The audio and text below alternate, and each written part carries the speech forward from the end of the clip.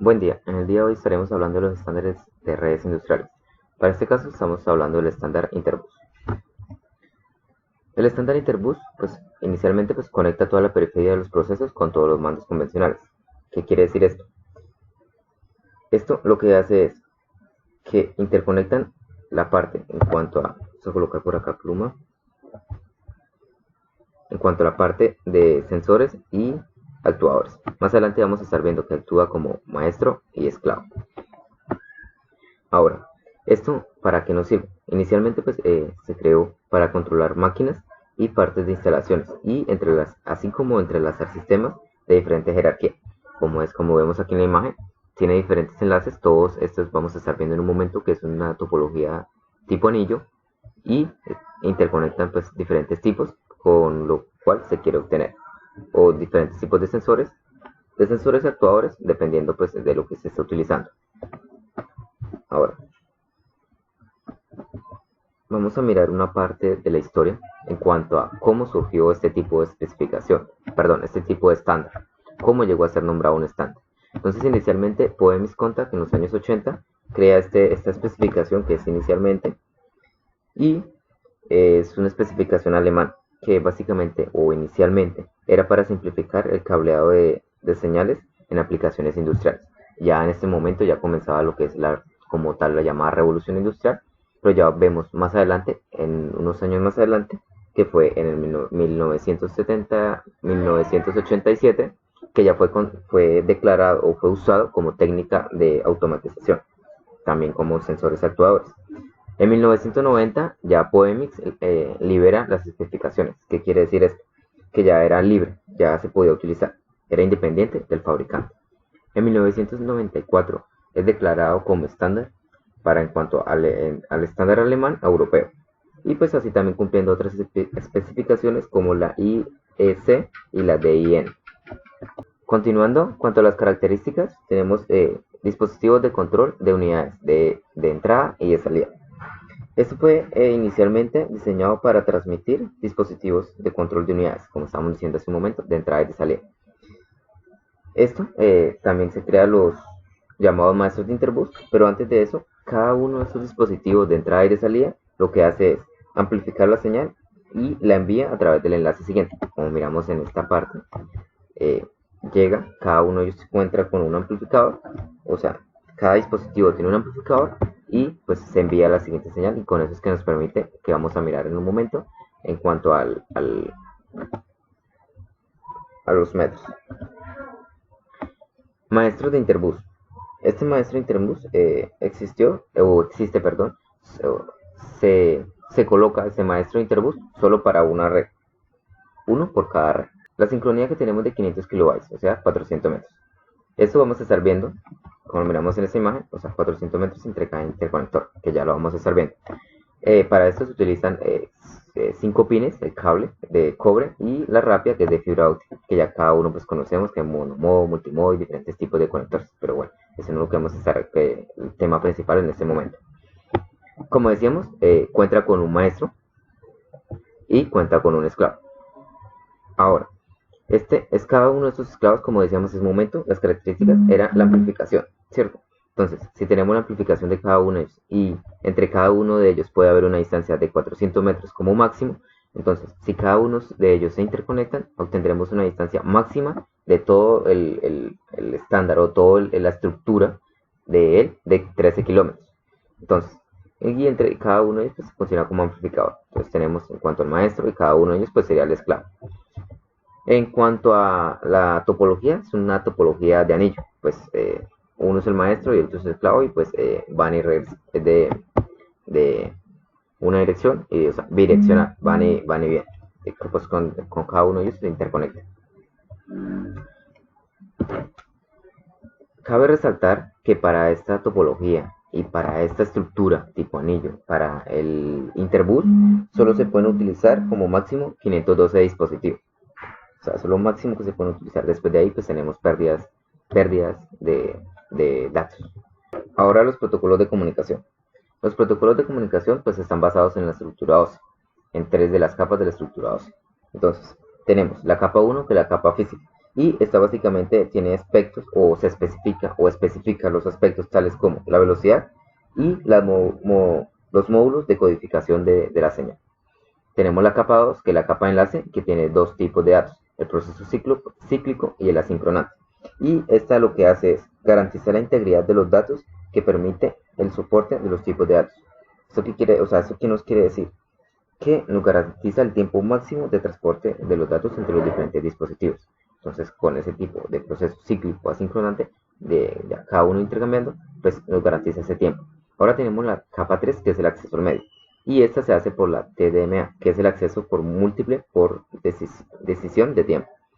Y con esta lo que nos hace es eliminar la posibilidad de colisiones. Entonces ya con eso no tenemos tipos de colisiones, porque como miramos era de ida y de vuelta, que miramos en la imagen anterior.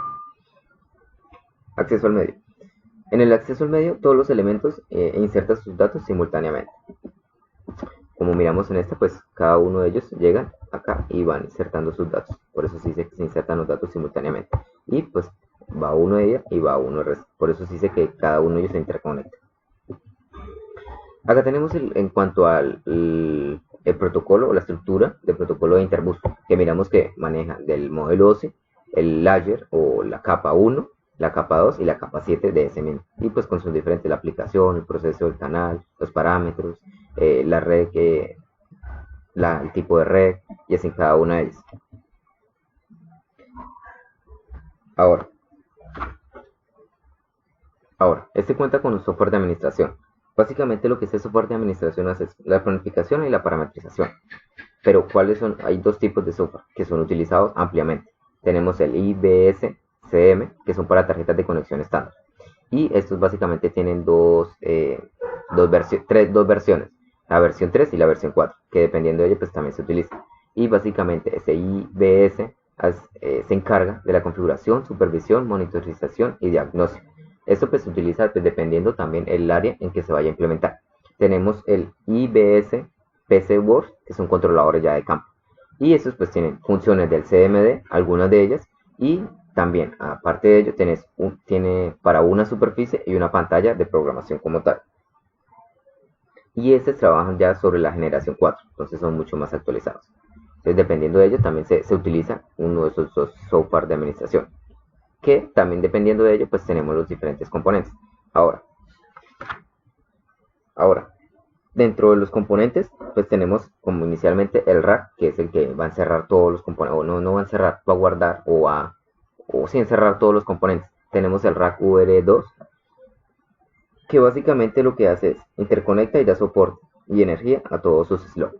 Pero esta energía se le da gracias al PS407, que el PS407 se conecta en el slot 1 y 2. Pues el rack tiene diferentes tipos de slot y cada uno de ellos cumple una función específica. En este caso el slot 1 de este rack y el slot 2 son para energía, administración. Ahora, continuando, tenemos la CPU 416.2 y se conecta en el slot 3. Su funcionalidad son de proxy. Pues como estábamos hablando anteriormente del software, entonces lo que hace es a través del programa lógico carga, que es cargado de la computadora. Entonces, este CPU 416, pues como estamos hablando hace un momento, es de proxy y pues recibe, almacena y envía paquetes de datos. Ahora tenemos la tarjeta de control de IBS y estas se ubican en el slot 6 y 7 del RAM y funciona como herramienta de diagnóstico de la red de Interbus. Dentro de esta tarjeta controladora IBS se conecta lo que es el convertidor de medios IBMS, que básicamente se conecta en el puerto X2, que sería esta parte de aquí abajo que tenemos en el controlador IBS. Entonces se conecta en esta parte y se encarga la interoperabilidad entre la fibra y el cobre. O sea, es por decirlo así, es el que hace el cambio de medio, de cobre a fibra. Acá tenemos las partes de los conectores. Ahora, por último, de los componentes tenemos el Ruger Line, que trabaja según la lógica del programa de entrada y la salida de la señal, como decíamos inicialmente. Eso va en cuanto al programa que se utilice. Inicialmente Interbus pues trabaja salida-entrada como inicial. Ahora, Acá quedan muchos otros componentes que se pueden ir utilizando, pues depende del tipo de red o de aplicación que se le vaya a dar. Ya en cuanto a ello, ya tenemos ventajas de la Interbus y una de ellas es la instalación y puesta en marcha. Esta instalación y puesta en marcha, perdón, se hace mediante la configuración automática de todos los participantes del circuito, o sea, como miramos inicialmente, de cada uno de los conectores. Entonces tenemos que la parte del maestro y cada uno de los esclavos que se van conectando.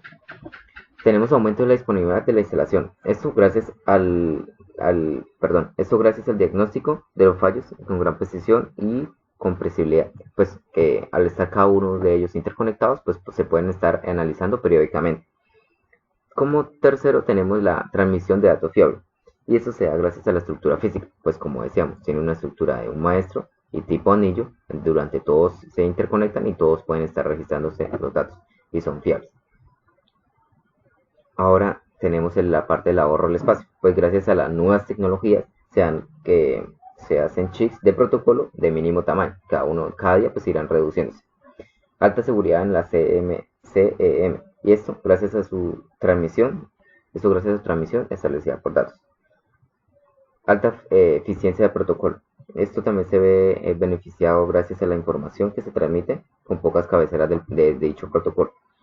Si vamos a ver a la parte de estas ventajas aplicadas al régimen industrial, tenemos que puede ser farmacéutica, control de iluminación, o sea, cualquier tipo de control industrial que se quiera dar con este tipo de estándar. Bueno, inicialmente era un sistema, ahora es un estándar de Interbus. Eso sería todo. Muchas gracias.